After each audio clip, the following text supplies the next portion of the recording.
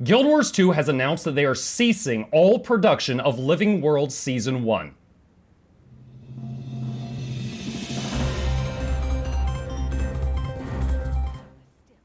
Because the last of it came out today, and it is complete. Hello everyone, my name is Mucklet Douglas, but I thought to be Reginald Esquire the Fourth, and I have got today's news.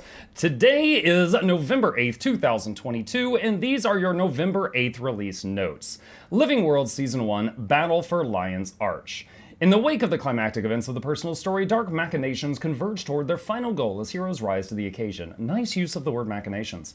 Scarlet Briar's clockwork minions are menacing Lornar's pass, and the time has come to uncover the truth behind her schemes and hopefully put an end to them for good. Gather the new friends and allies you've made across Season 1 and make your stand for the future of Tyria. Also, Canuck and Timey, who we haven't met yet. I think we might be meeting Timey today, actually. I have not yet played the new content. After years of being unavailable, the Battle for Lion's Arch episode of the Living World storyline has been restored and restructured as a linear story journal. This episode is permanently available to all players without any unlock needed. This is the finale of the Commander's battle against the nefarious Scarlet Briar. Complete Season 1 and experience the link from the personal story up to Season 2. One thing worth pointing out here is I saw a tweet today from one of the developers of ArenaNet, and he said that this is, they really had to take a lot of content from this event and pack it in there. For those that don't know or haven't seen it in a previous video, Living World Season 1 originally was an event. It was not a story. They had to take an event and try to shape it into a story. And he flat out said that not all, but almost all of the bits that came out today, if you wait like 10 plus seconds after each step of the story, there's more dialogue that shows up that they just couldn't fit into the story itself. So when you finish a chunk of the story, stand around a few more seconds. There's apparently some secrets, some tidbits that you could just, you can just devour. The original Battle for Lion's Arch achievements, along with a set of new achievements, are now in Battle for Lion's Arch category in the Achievements tab of the Hero panel. Completing the new achievements will progress a new Battle for Lion's Arch Mastery meta achievement to earn new rewards. Achievements from the lead up to the battle can be found in the Restored Escape from Lion's Arch category. Existing achievements retain their completion status if you earn them from the original release of Season 1. Many existing achievements have been updated with additional goals or revised goals to ensure that they can still be completed. A new strength mission is now available. Enter the Lion's Court from Lion's Arch or Arborstone and face down the trio of Scarlet's Assault Knights, but be wary of their tag team abilities and devastating combination barrages.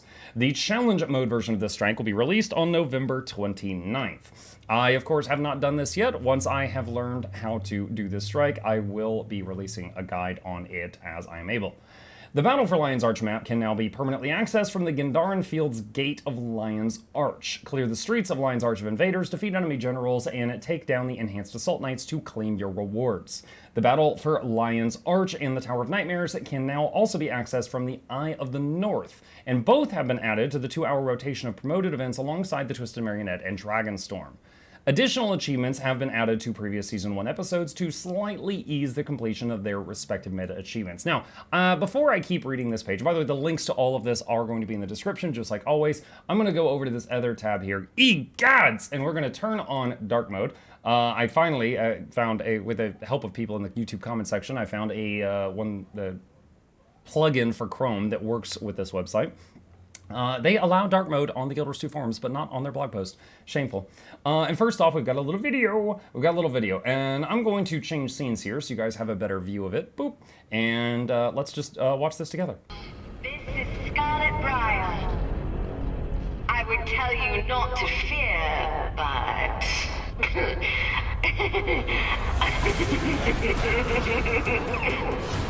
Your city is falling.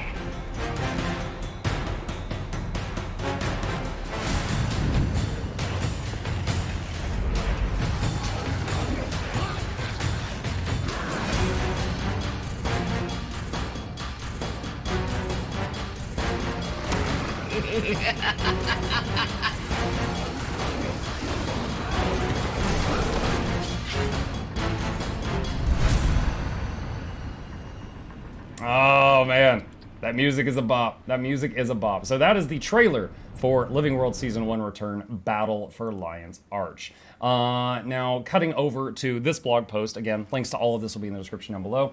This one reads, Living World Season 1 Return Battle for Lion's Arch is now live. I'm going to go over this because there are some tidbits that were not in the other thing I was reading. The 5th and final episode of Living World Season 1 is now playable for free in your story journal. This chapter brings Season 1 to a close and finally bridges the long-standing gap between the core game and Living World Season 2. The complete saga of Guild Wars 2 from the original released End of Dragons is now fully playable from start to finish. This content returns for the first time since its initial release in 2014, along with new and returning rewards and achievements. This episode and all other Season 1 episodes are free, permanent additions to the base game and are available to all players. To begin this content, navigate to the story journal in your hero panel, select Living World Season 1, and then select 5, The Battle for Lion's Arch. Click Play this episode, and you will receive a letter from Logan Thackeray requesting your presence at Lornar's Pass. The arch-villain Scarlet Briar now descends upon Lion's Arch with her deadly forces. Rally together and defend the besieged city in the new publicly joinable instance battle, the Battle for Lion's Arch. Join the fight now by speaking to Lion Guard Peltnaw in the Gendarn Fields just outside the gates of Lion's Arch. Rewards you can earn. Really quickly here, just to make sure that there is no confusion among our newer players, there are 2 new instance content things. There is the, I believe, 50-man Battle for Lion's Arch, where you're like going through the streets and fighting waves of different things, defeating enemy generals and fighting the assault knights. And then there's also the new strike mission, which is 10-man content. Those are there are 2 separate things that are being released. Rewards Lion Captain and Lion Champions gear. Complete new achievements to earn new cosmetic rewards. The Lion's Captain Cape, the Lion Captain's Mantle, and the Lion Captain's Weapon Set. And here's a few screenshots here. I think that's a torch in his left hand, an axe. I think we got a great sword there. Shoulders. I like the big red popped collar. That looks nice. Dude, okay, that shield. I like that shield. Like the on a scale of 0, like, nothing to door, the closer a shield is to just a giant mucking door, the better that shield is in my eyes. I like that shield. All right, Lion's Memory. Completing, oh, you guys are going to like this. If you haven't heard this tidbit, you're going to like this. Completing the Lion's Arch Memory Achievement, a meta achievement that includes content from all of Living World Season 1, will also unlock the Lion's Pride. It's an item that looks like a key. A permanent teleportation item that will allow you to visit a Lion's Arch that has yet to be visited by Scarlet Briar's destruction. Check out the full notes for this release on the official GW2 forums. Now, most players will just call this Old LA. This is, I remember this. Now, I got into Guild Wars 2 when it first came out. I only played for a few months, and at that time, I got bored of the game. I came back years later, and Lion's Arch was completely different. I didn't know why for a very long time.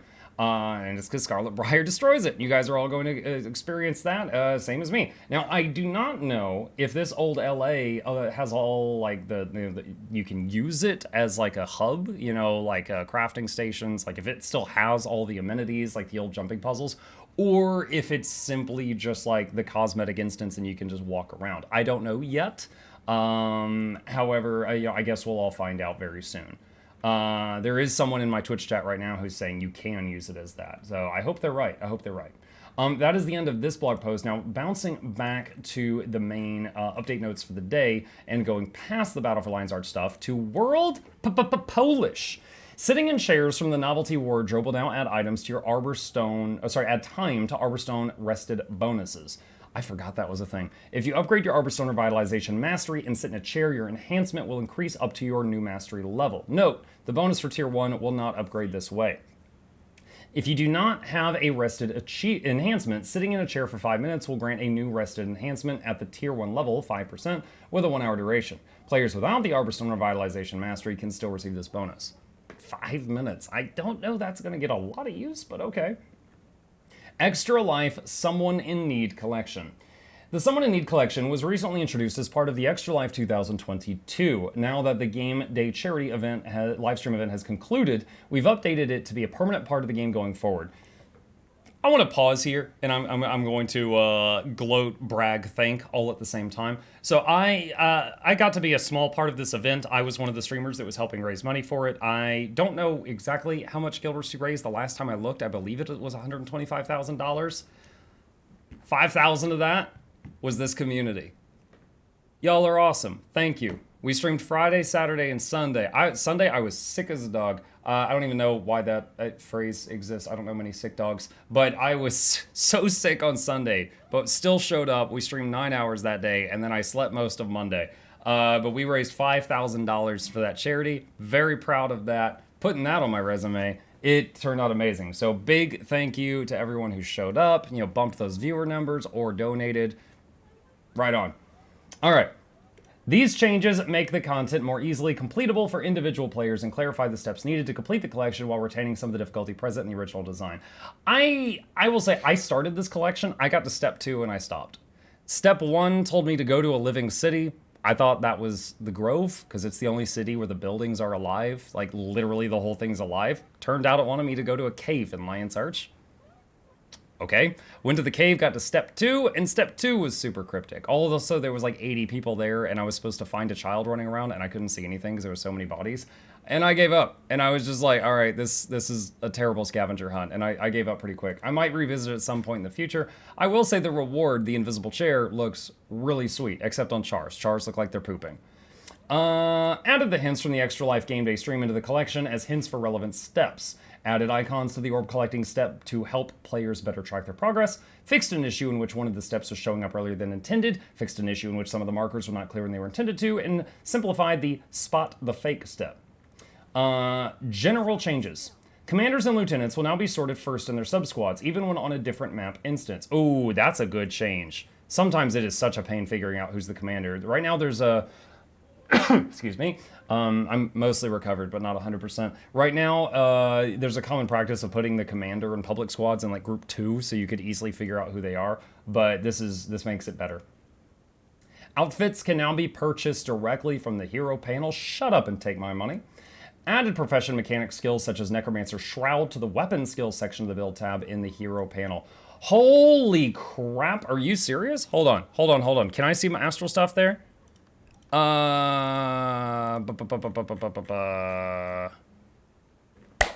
a good change. I remember as a young necromancer, like going into Shroud and trying to frantically read tooltips, and then it would run out, and I would have to like wait 5 minutes and then go into Shroud and try to read the tooltips, and then it would run out because they weren't in here. That's a good change. It was silly that it wasn't in there before. Yeah, that's great. He went to every tab except the one required. I went to the one required and then missed it and then came back. Probably. This is recorded, so someone will tell me I'm wrong. Moving on. Yeah, that's good. Fixed an issue in which using some mount skins could cause the player to get visually stuck in place. I actually have an issue where I use some mount skins and then the mount just doesn't show up, and then I just like am like this and flying through the air, just skimming over water with no skimmer. Fixed an issue that could cause some players to not be able to progress the Siege Turtle Acquisition Collection stomping around. I haven't heard of that one, but that's good. Fixed a rare issue in which players could fail to receive items from achievement rewards under specific circumstances, such as the chest from the Lightning Dragon's End achievement. That would be very frustrating. Fixed an issue in which clicking on a chat link to a point of interest or waypoint would not put that map on the correct floor to view the location, such as when in Mistlock Sanctuary. I have this all the time. If I'm in Mistlock, which is where I'm at right now. Hold on. Visual aid. All right, here's Mistlock. Here's the map. If I shift mouse wheel down, it goes to a lower elevation, and there's the planet. There's a little tip for those of you who didn't know you could do that.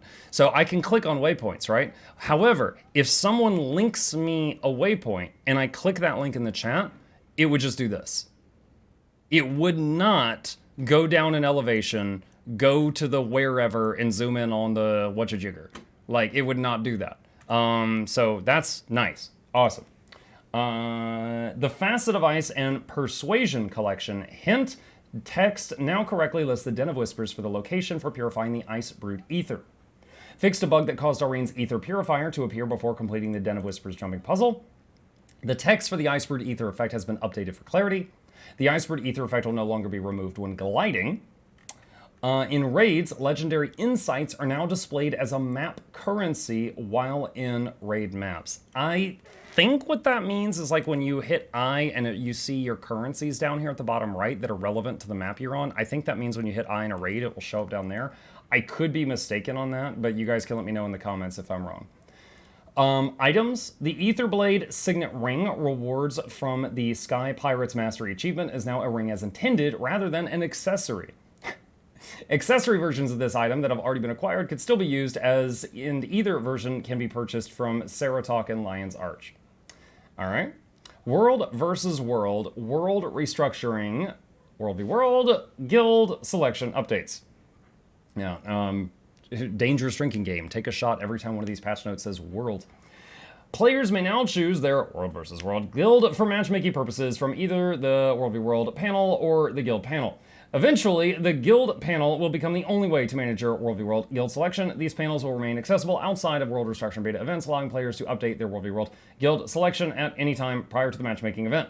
The guild panel has been updated with new World v World guild selection functionality and iconography. If you are currently on the same team with your World v World guild, it will show an active icon.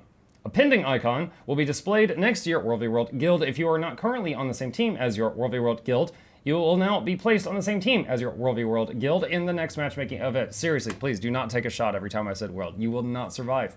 You will not survive. All right, so that is the end of the update notes for today. We have also gone over the Battle for Lion's Arch stuff, the new trailer, and there is one other new thing they posted today. Holy crap!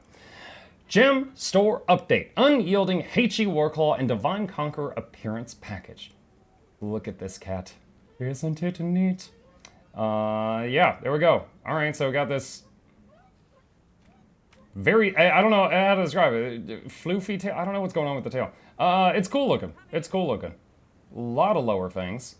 Got some horns. Got a little rhino horn thing there too. So that's the Heichi Warclaw.